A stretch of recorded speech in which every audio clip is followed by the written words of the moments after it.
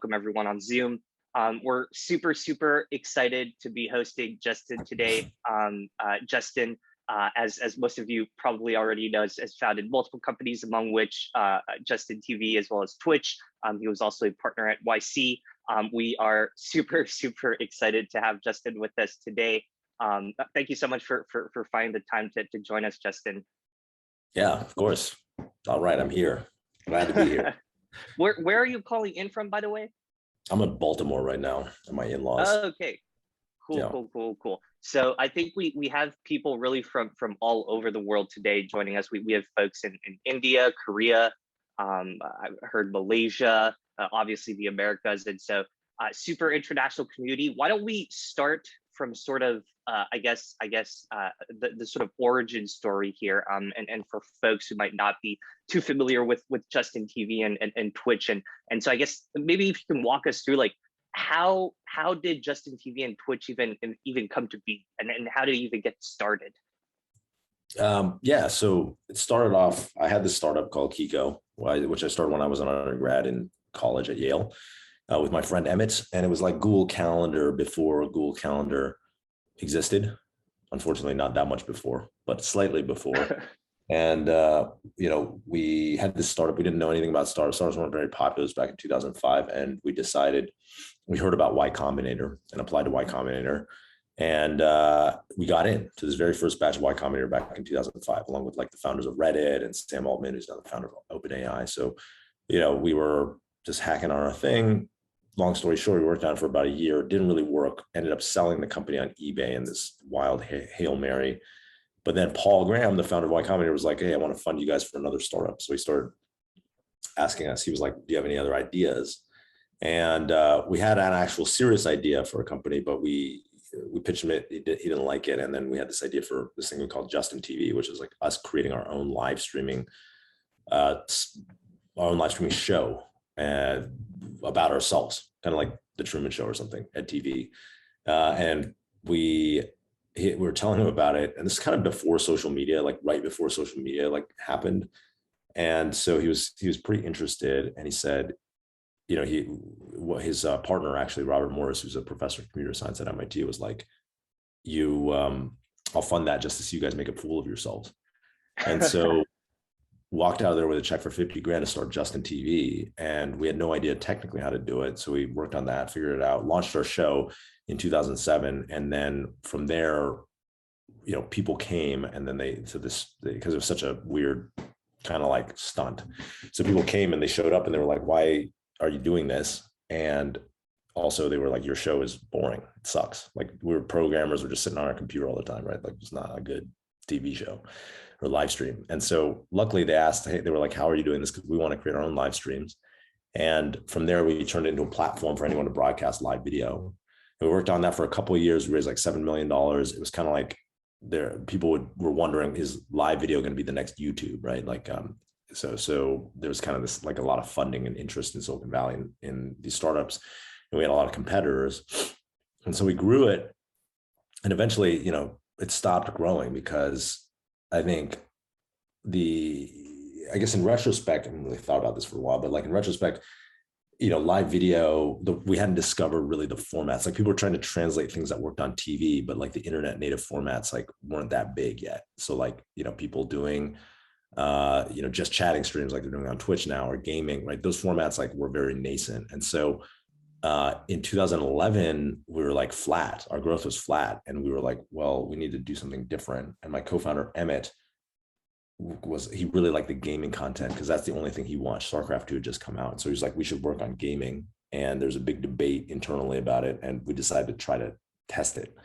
And so he took a small team and started hacking on like the gaming subcategory, or the gaming category of the streams on Justin TV, and trying to figure out what these streamers wanted. And eventually we kind of learned what they wanted, how to support them best. And so we just started focusing more and more resources on the company on these guys. And then eventually it became, its own site. We called it Twitch. It was basically the same infrastructure as Justin TV. And then we kind of scaled that for a couple of years. And then it became a pretty big website. It's about 55 million monthly active users.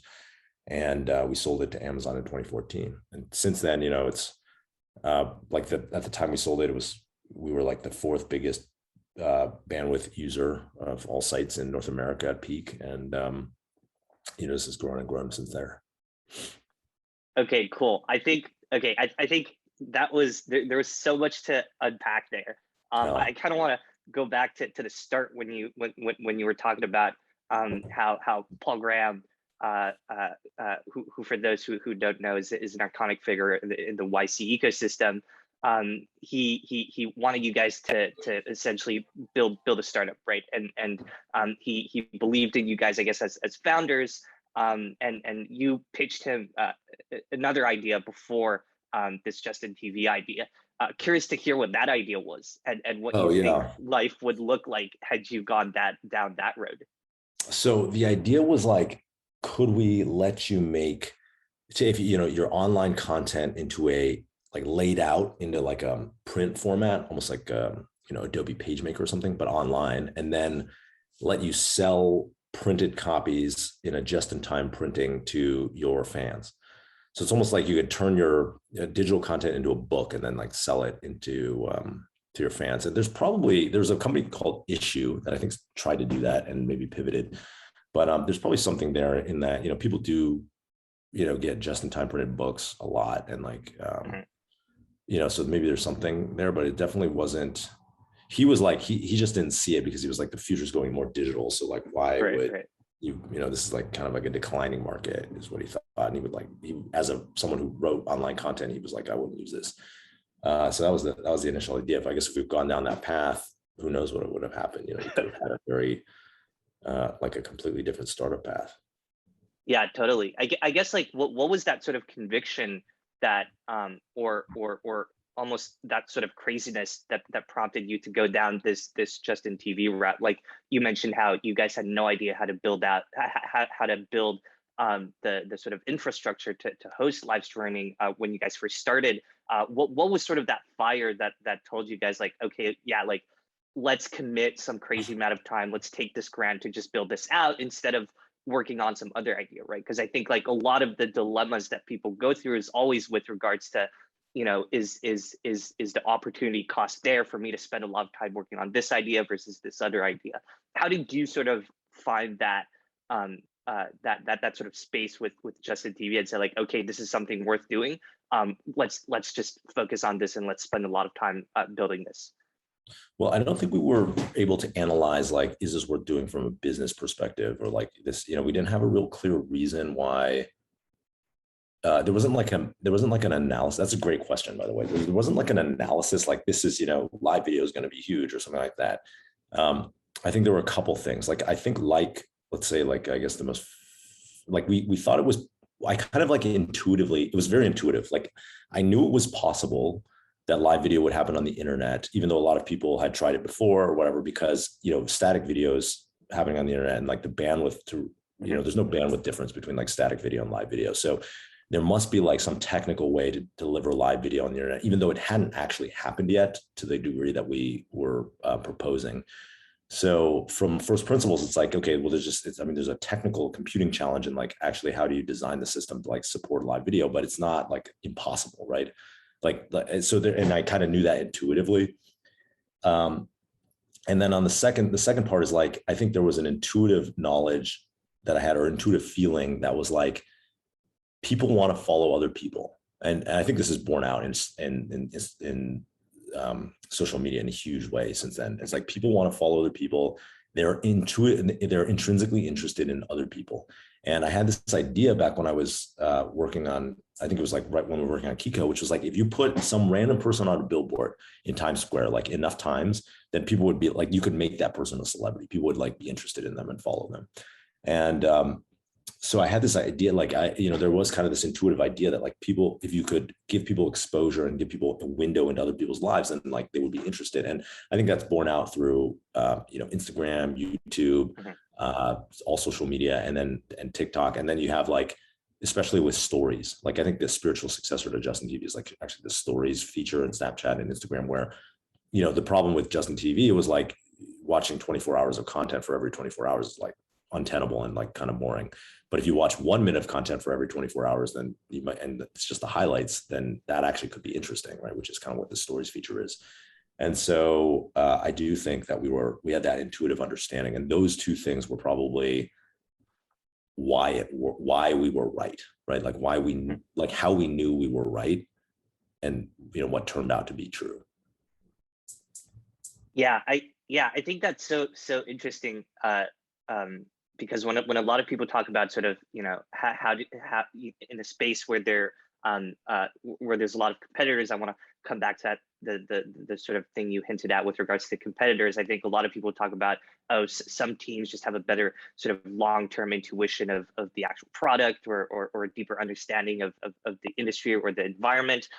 What do you think? Do you think like those were the things that really allowed Justin TV and then Twitch to really solidify themselves as sort of the main sort of live streaming platform, despite other competitors? And also curious to sort of hear what were the competitors, and how was that like being a founder in a competitive scene? Was that like a constant source of stress? And how did you sort of navigate that? Yeah, so I think that like if you have no competitors, then you're probably not working on something that's like going to happen at that right time. Like you might be working on it way too early. Mm-hmm. So like having competitors is like, you might not feel good, but it's actually like pretty important, I think. And then if you have no competitors, then or if you have too many competitors, then you're probably working on an idea that's very obvious, and like maybe that's like not that good because like your upside is probably capped. So I think that's like having competitors is not like the end of the world. For us, like it didn't, it felt like the end of the world though, because we thought we were like racing against, these guys to like build the thing that's going to have, be, it was like kind of winner take all is what we thought. And I think we spent too much time like unhealthily obsessed with our competitors. Like there was a company called Ustream, there was one called Livestream. Ultimately, like they actually were probably bigger than us, or at least the same size around on the live, when we were a generic live streaming site. But what really worked for us was when we started focusing on gaming, we started focusing on a specific customer segment, which is people who are trying to make gaming streams, and figuring out how do we best support those people and create a really tight feedback loop between what they wanted and what we would, what we build. And then we just iterated that over and over and over again. And that's really what propelled it, like it was kind of that simple. Like before, we hadn't had like a really tight feedback loop with our users, but that was what worked. Mm-hmm, mm-hmm. And I know you guys talk a lot about this sort of this focus into gaming. Did you guys explore any other sectors, or was gaming sort of the first one you guys tried out, and it just happened to be a really good sort of positive feedback loop that kept you guys in that sector? Well, I think we had tried like half-heartedly, but that was like really the first time where we were really like, let's dig into the motivations of these people and like really try to understand them. And that's, and then it started working. So I would say that's the first like really full attempt that we made. We built a lot of other things over the course of like the first 5 years that could have been businesses. Like we built like a kind of streaming API, which a lot of companies are doing now.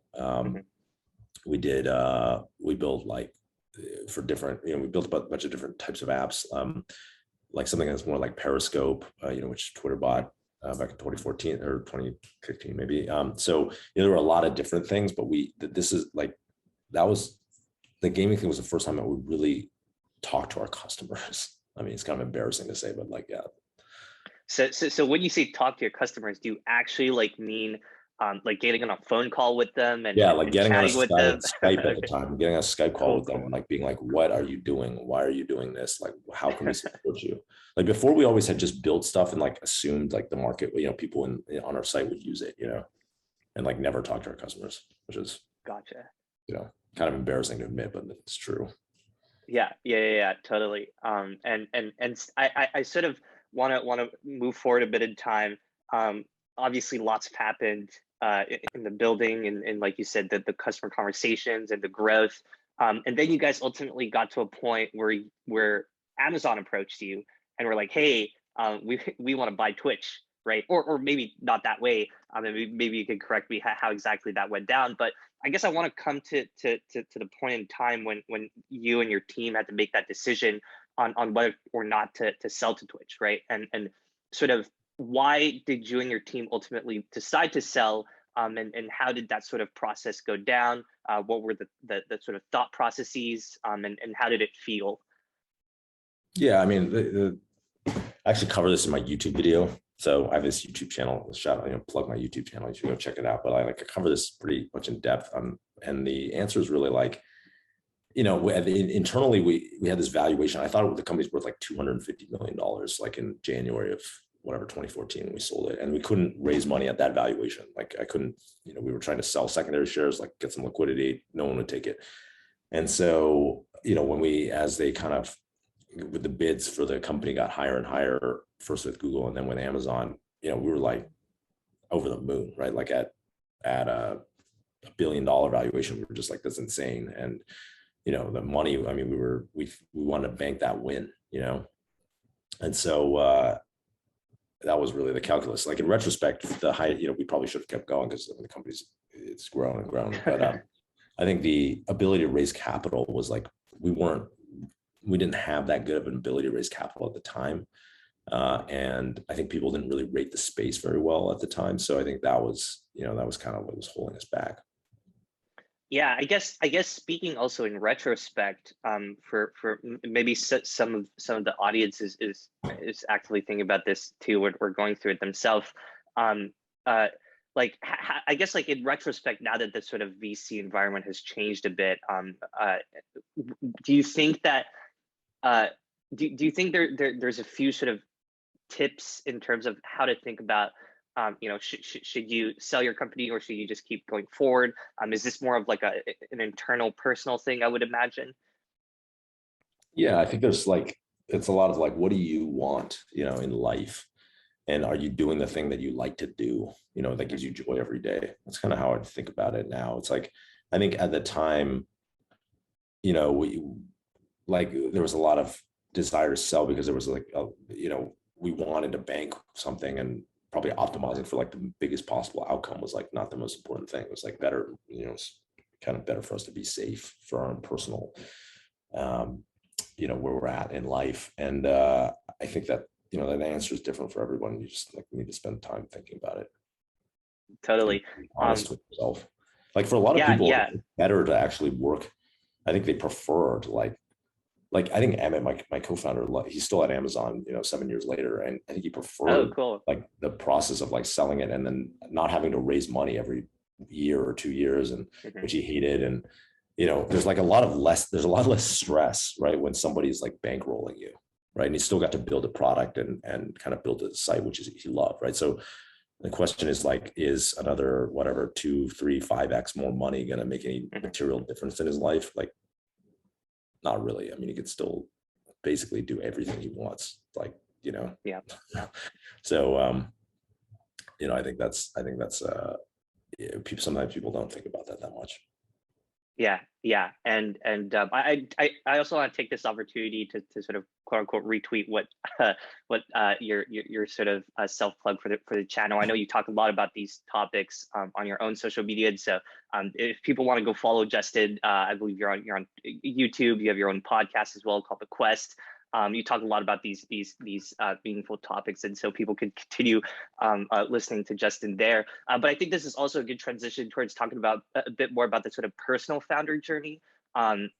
Also curious, like, how did this sort of whole experience change you as a person, right? Because I would imagine, going through all of those ups and downs, there would be a few new things you would learn about, perhaps yourself, perhaps life. And would love to sort of hear some of those insights, and if you could share those with us. So, I mean, I would say there's probably 2 phases of learning or personal growth for my startup career, which the first one, which is like through maybe like Twitch, right? Like, or beyond Twitch, like after Twitch, I became a partner at Y Combinator for a couple of years. Like that was largely like, I think I was a very shy, not very confident person when I was in high school and then college. I mean, it kind of came out of my shell a little bit, but like I had a lot of like,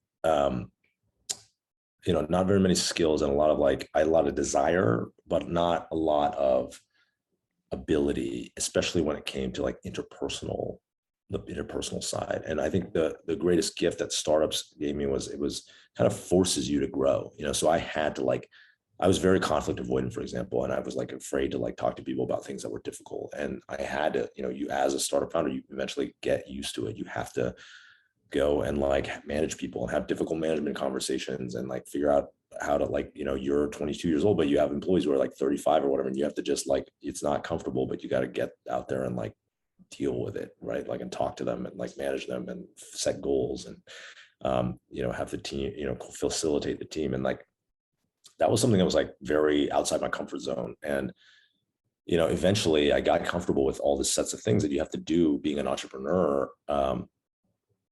Some of which are my superpowers now. It's like I became comfortable speaking in front of people and managing people and having difficult conversations and, evangelizing things, because that's what I needed to do as a founder. And so that I think it really helped me develop a set of skills that I probably wouldn't have been able to nearly as fast in a traditional job setting. Right. So that was one phase of growth. And then there's a second phase I talk a lot about on my podcast on YouTube where, after we sold the company, I was like, okay, well, that was my entire goal.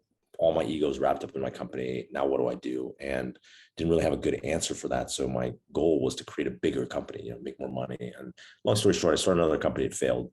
But along that path, I learned a lot about like myself. There was like a lot of inner growth about why am I doing this? Like, why am I trying to start a company again? Why, like the motivations of like how everything I'd done in my adult life, I'd always tried to do because I wanted the approval of the people around me. And like, this was my mechanism of trying to get it. And then the realization that that's like, doesn't actually, solving something in the present, like getting rich in the present or famous in the present doesn't actually solve anything from your past. Right. So for me, there was a second phase of growth around that was really powered by the experience of being a founder in startups that showed me about who I was and where I came from and why I was like playing out all these different ways of being in the world that were based on like the scar tissue I had when I was growing up, and then with that self-knowledge, like being able to decide how I wanted to show up in the world subsequently.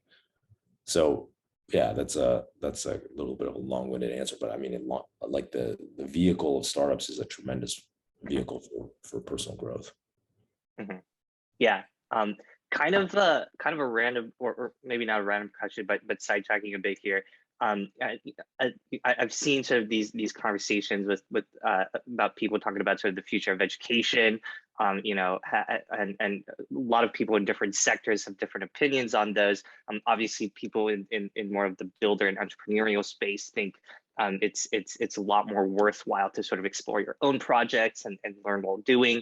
Other people have this idea that you need to go down the traditional path to gain some experience first. I guess this is also a question that a lot of students have.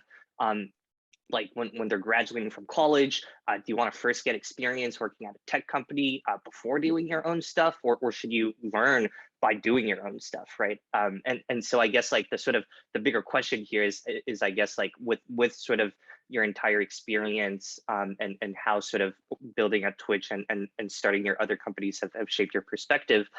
Do you think there is a sort of like optimal way of gaining all those, like you said, those leadership experiences, those different interpersonal experiences?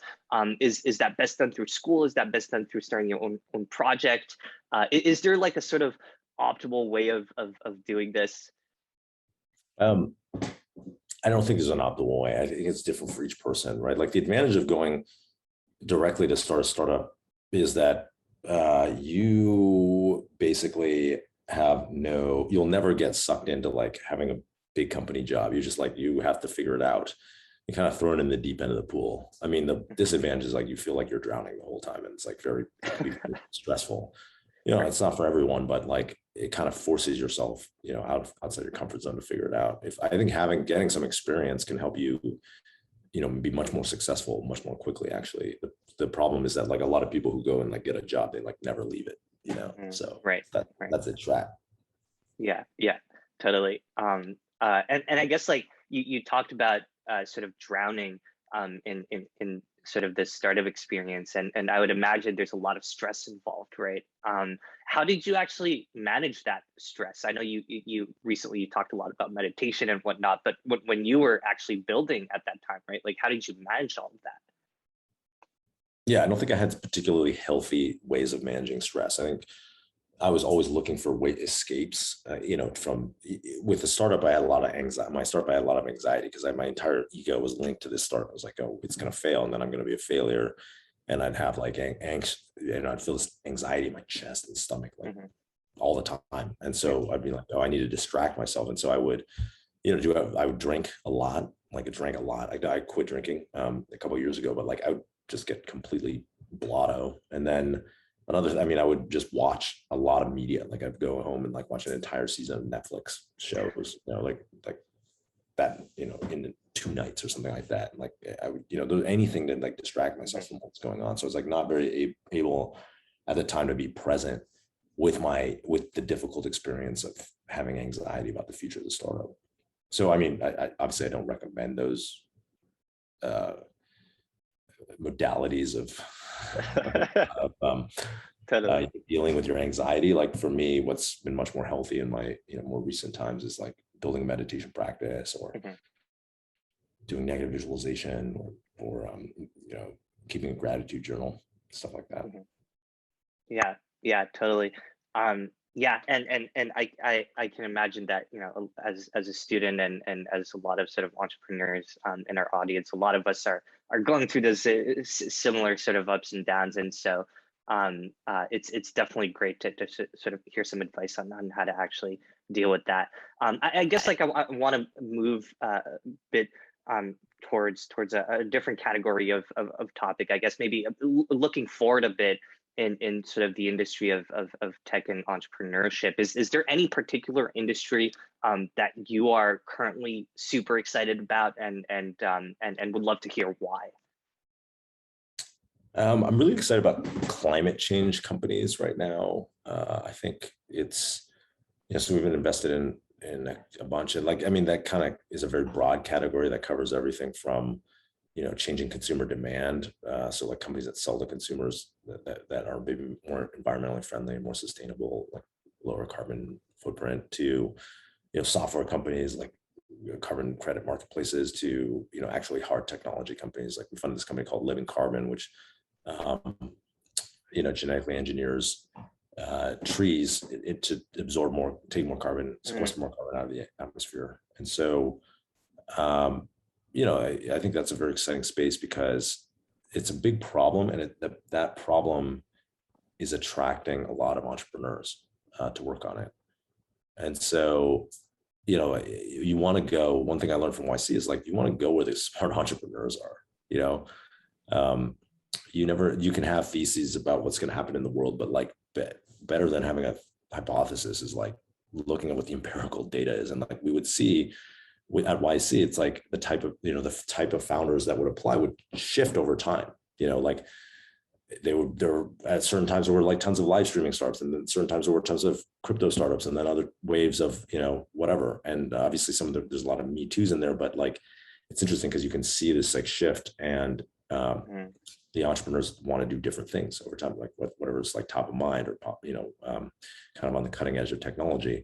And I think climate is attracting a huge amount of talent right now, and that's really great for the world. But it's also like it's good for business, right? Like you want to fund the smartest people. That's probably the only thing I've learned about investing. And so, that's an area that we're particularly excited about to invest in. I guess just want to dive deeper into that before we go into the audience questions, because we do have a lot coming in both from Zoom as well as from Hopin.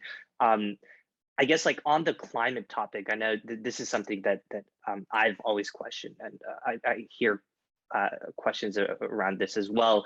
The climate environment is so closely tied to sort of government policies. Like, how do you have a sort of I guess like a personal thesis in terms of like what the type of climate, what type of climate startups would be most successful, right? Because some of them are super dependent on certain policies being enacted in a quick enough time. Some of them are a bit more, I guess, apart from government practices, so things like carbon sequestration. Is there a way where you see sort of these climate startups, world where these climate startups essentially push forward innovation while maybe government policies lags behind?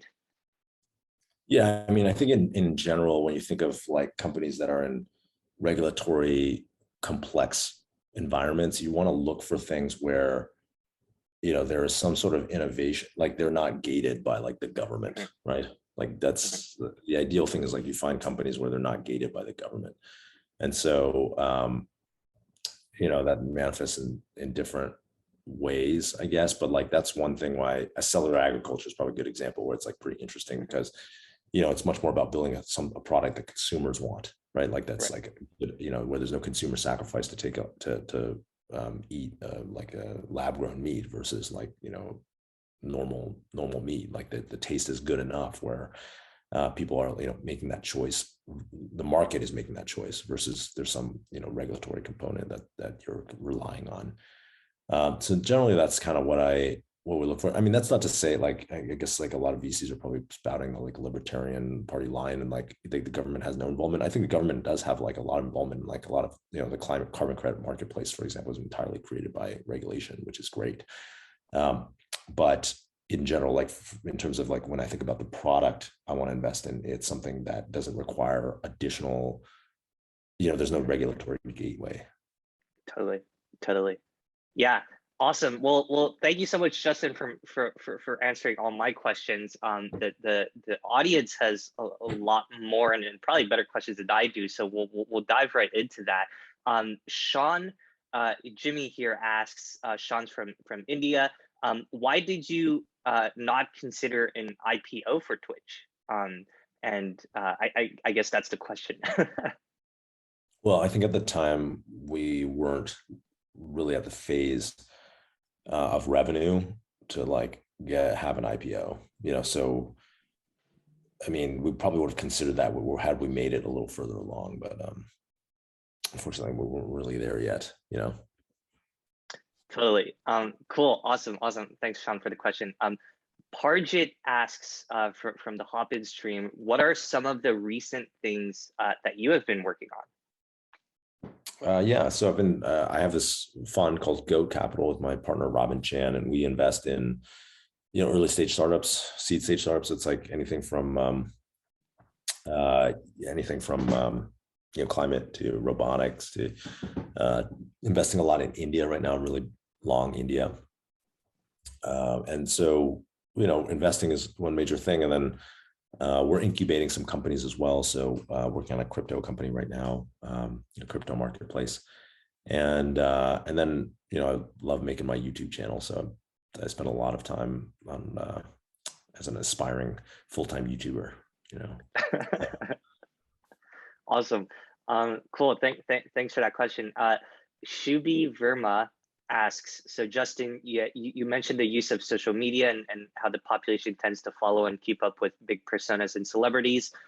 Was this the primary strategy that you turned to in terms of advertising for Twitch and Justin TV, or did you take another approach in terms of advertising for these companies? And I imagine by advertising, Shubi also means marketing in general and outreach. Yeah, so Twitch, if you think about Twitch, it like follows the growth paradigm where we align our incentives with a market of third parties, right? So it's kind of like Kickstarter or Etsy. With Kickstarter, like if I'm putting a project on Kickstarter and raising money, then I'm going to go promote it. I'm incentivized to go tell all my friends, right? Like, hey, find my project on Kickstarter and you throw in $20 or whatever, $100 or buy the thing. And so Twitch is like that, where the streamers themselves are incentivized to share their stream, right? Because they're like streaming, you don't want to stream to no one. So you're going out there and you're saying, you put it on Twitter, you send it to your friends. You're like, hey, I'm making a stream. I'm doing a broadcast and like trying to recruit them. And then those people find out about Twitch. And so that's a primary way that Twitch grows. Yeah, I guess that essentially encompasses the network effect term, right? And so well, it's a little bit different than network. I mean, yes, a network effect is like the value of the platform becomes more valuable as more people come on, which is true to some extent with Twitch, where the more people that come on, the more options you have for content. And then maybe there's like more interact, people you recognize or something. But I think it's weaker than like, I don't know, Instagram or Facebook or something like that. And right, interesting. It's much more it's more of like aligned incentives with with a market of third parties. So like I would see that, examples being, Kickstarter, Etsy, YouTube. There's a lot of businesses like that where you are empowering someone else to grow their business on top of your platform. Love it. Okay, awesome. Yeah, thanks so much for answering that. Anya Sharma asks from the Hopin chat, were there any major setbacks or events that held you back from your entrepreneurship? So I'm imagining they're asking from your startup or from Twitch. I mean, there were lots of setbacks. Like, there's kind of too many to go into, but like the site went down all the time. We had like huge reliability problems. I think preventing us from growing. Like we almost ran out of money multiple times because we were not great fundraisers. We just had catastrophic things were happening all the time. Like we got sued several times. So it was just like low grade catastrophes happening all the time. And that's like part of the game in startups. You have to get used to it.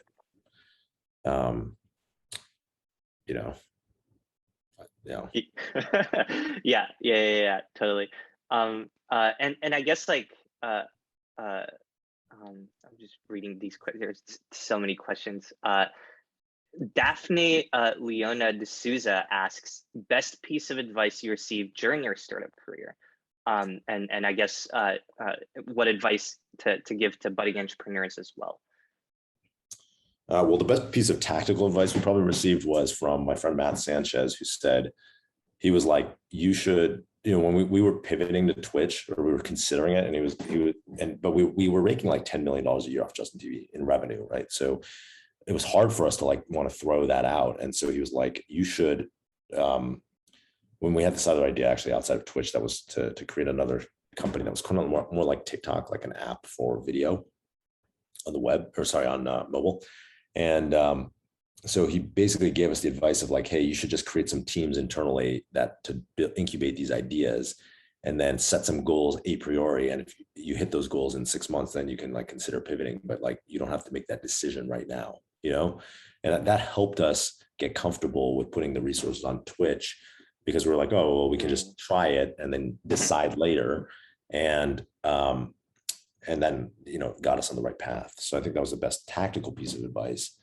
Another piece of advice that sticks out in my mind, I mean, it's the YC advice. It's like, you want to talk to your customers, right? We didn't follow it for a long time, but just like talking to your customers, being close to your customers, and then, building what they want is like, that's the key feedback loop of startups. Yeah, totally. I guess this is a question from Veer Saraf that references when you were talking about building something in the crypto space.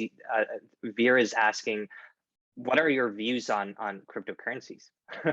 just very bluntly. Yeah, I mean, I'm pretty pro. I've recently converted pro crypto. I mean, I've been holding it for a while, but like I was more for like FOMO prevention. And then more recently, a couple projects that are friends of mine that really started to work. Like this project called the Audience Project, and there's another one called Brain Trust. And what is interesting about these projects is they're kind of consumer apps, and the end user doesn't necessarily need to know anything about crypto. And I've come to understand like having a token mechanic and distributing tokens is really a way of just distributing value in a new way in a project. So, just like equity was an innovation in Silicon Valley, where now you could give your employees part of the company, and which was not the norm before, and they will be more incentivized to do great work. You can distribute ownership in your project to, more broadly, and incentivize a community in a different way. So, the next Twitch, like Twitch, the investors and cap table and managers retained all the value of Twitch, even though, to be honest, like the people who built Twitch, yeah, we did the technical side, but the streamers did a lot of the work to like build it up, right? And so, yeah, they got something, I got paid off of it, but they weren't owners of the company. And so I think it's really interesting. Like Web3 is really interesting because it provides a different economic model for distributing ownership in a project. And I think, if you think what's the natural end state of how the world should be, it's like, do you want some small company in Silicon Valley or big company with, populated by a certain type of population to like be able to rent seek an entire market in the world because they were technically there first. I don't know if that's like exactly the right distribution versus, it should be owned by the people who make it, right? The market should be owned by the people who make it. And so I guess I think that's the future. And that's why I'm excited about crypto projects. Yeah, awesome. Cool. Thanks so much for the question.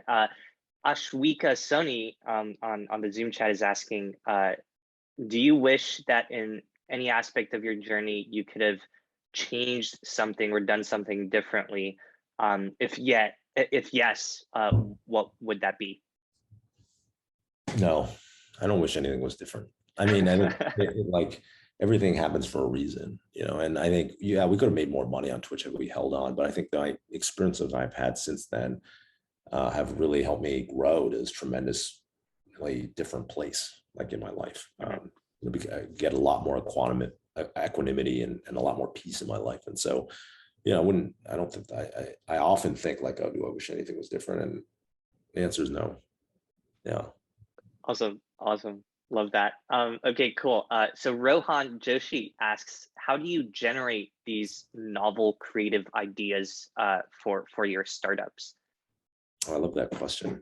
So I'm always thinking, I have like a bunch of startup ideas, and I'm always thinking, I'm very curious about how the world works and how business works and how people interact with the world, what their incentives are, like the incentives in different industries. And so, I've started companies, everything from like online video to digital pharmacy to legal to, errand running, like services, and like, and then I funded like 150 companies, in my career, like everything from payments to SaaS software. And I'm just so curious about how do different industries and business work and what makes a good business and what do people want. And so I think for me, investing is a way to learn, and like creating companies is a way to learn.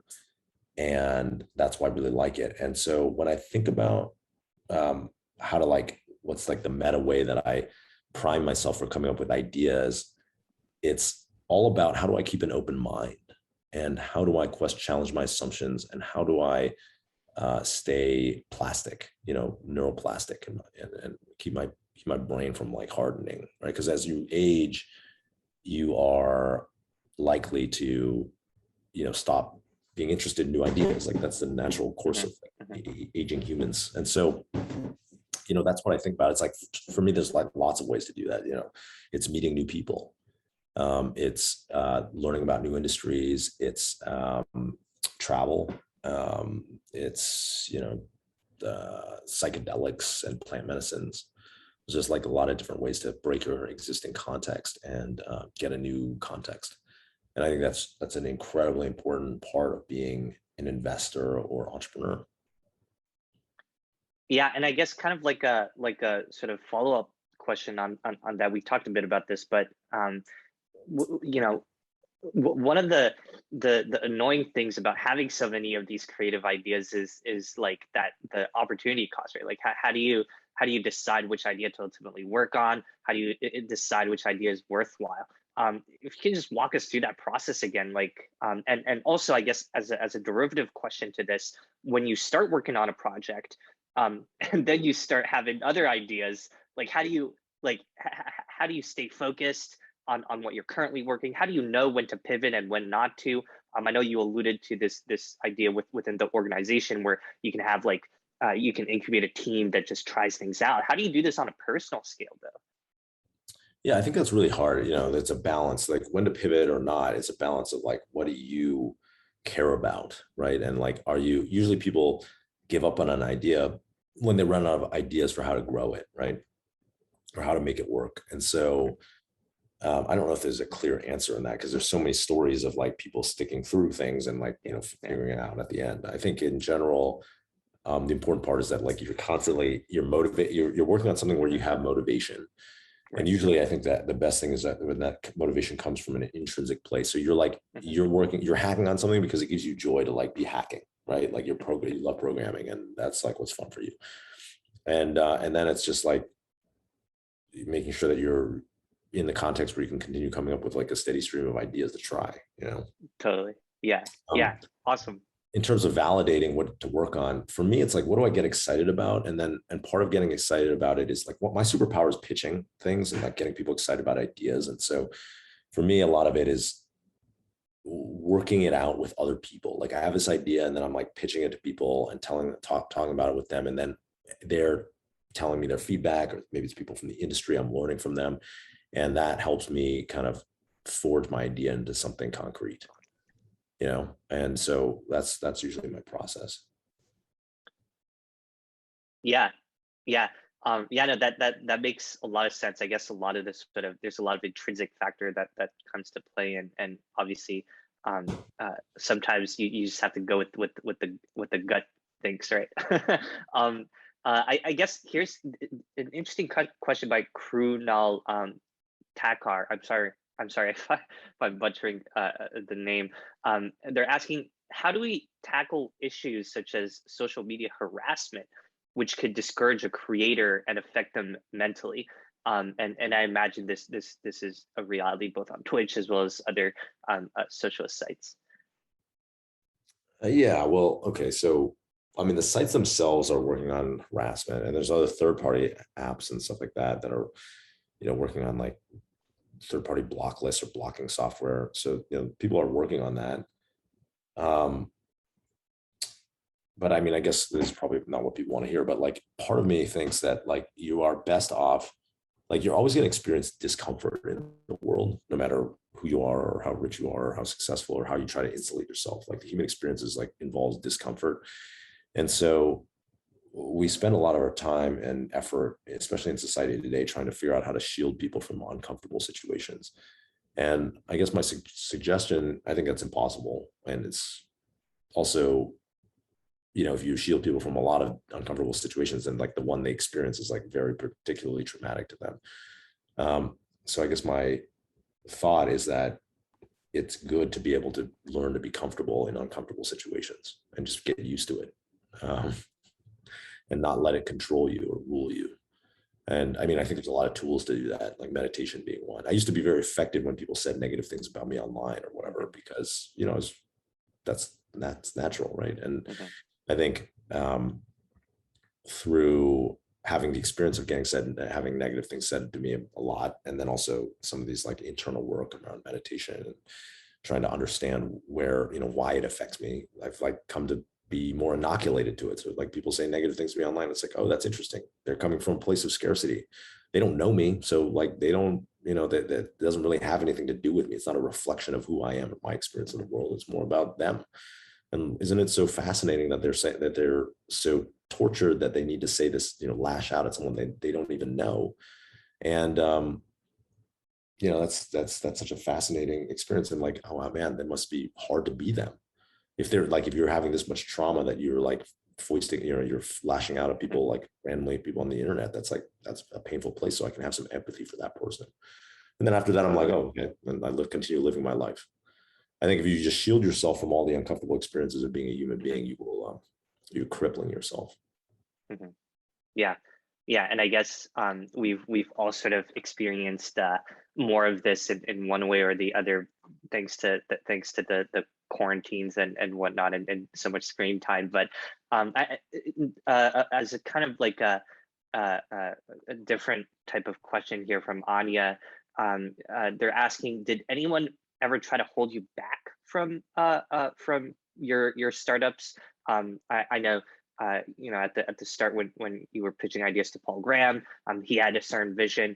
I'd imagine this is more of a question along the lines of, while you were building, Twitch, Justin TV, or some of your other ideas, was there anything or anyone that was holding you back? Not really. I think I was lucky in that I have a very supportive, community and family. And so, if you were telling your parents like, oh, I'm going to start this company where I stream from my, like a hat cam 24/7, a lot of people would be like, a lot of people's parents might be like, that's stupid. Like, don't do it. You're like, you go be a doctor. My mom was an entrepreneur, and she was very supportive of like, hey, this is what you're going to do. Good luck.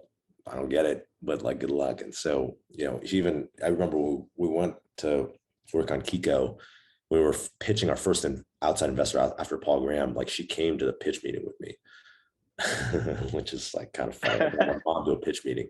I was like 21 or whatever, 22 maybe. And so did she want to come, or did you ask her to come? She wanted to come. Oh, okay, cool. Wanted to come. She was like, "Oh, I want to come. Like, can I come?" Like, I was like, okay. And then she came, and like, that guy, Alex Lewin, a friend of mine, still friends, he ended up investing.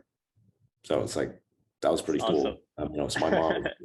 Do you think your mom played like a positive role there?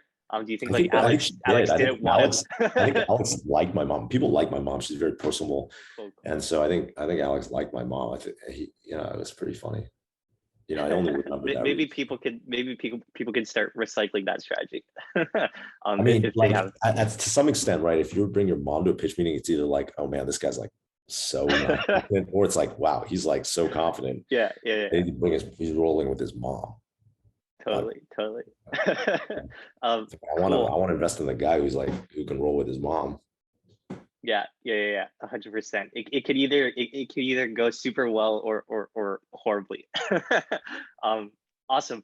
Manav from the Zoom stream asks, "Hi Justin, what does the concept of taking risks mean to you, and how do you gauge when to take the leap or play it safe? And what is your formula?"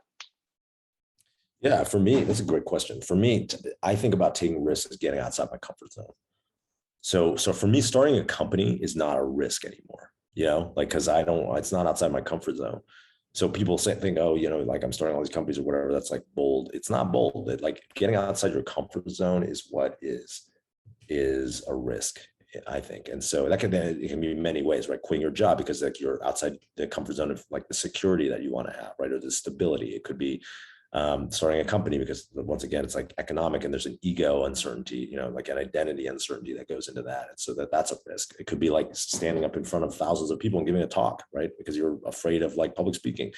It could be, like, I like free diving, but I'm scared of water. Like, I'm not a great swimmer, right? So I like try to free dive because it's like, that's a risk for me. That's like that feels like I'm getting outside my comfort zone, and I think that edge of your comfort zone is where personal growth is. And so for me, I'm always looking for like, where's my comfort zone, and how do I push myself beyond it? And it's hard sometimes to find those things, especially like for me, I've been doing this for 15 years, but like, I fasted for 5 days, like a couple months ago. It's my second time.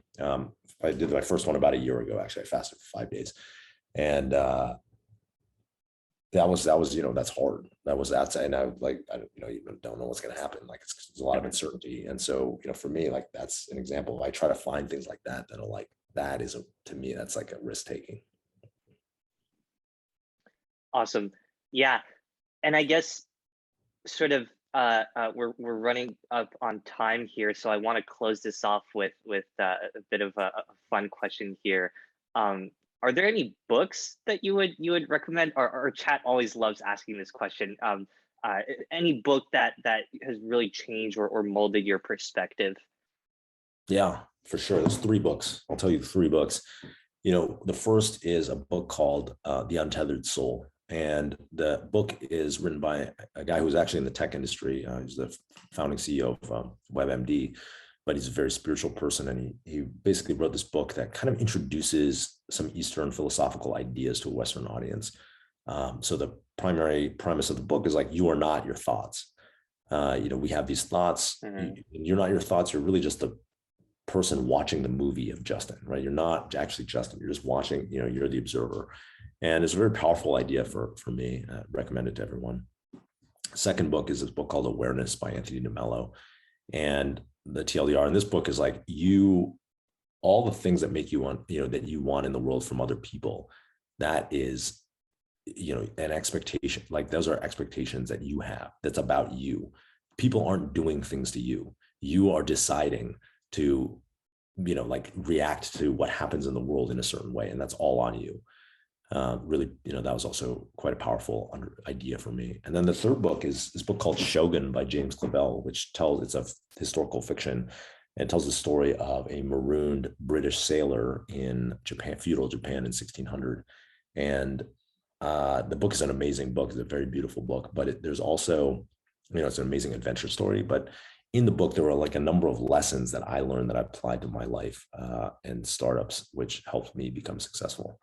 I'll let you discover them for yourselves because it's such an amazing, incredible read. But yeah, those are my three. Awesome. Thanks so much, Justin. On that note, we're super thankful that you were able to find some time to chat with us today. And thanks to the audience for the questions. I'm so sorry for those for the questions I couldn't answer. We just had way too many. But like I said during the talk, you can continue listening to Justin on his YouTube channel, on his podcast. And with that, hope everyone had a great session. And hope to see you guys at future sessions. Again, thank you so much, Justin.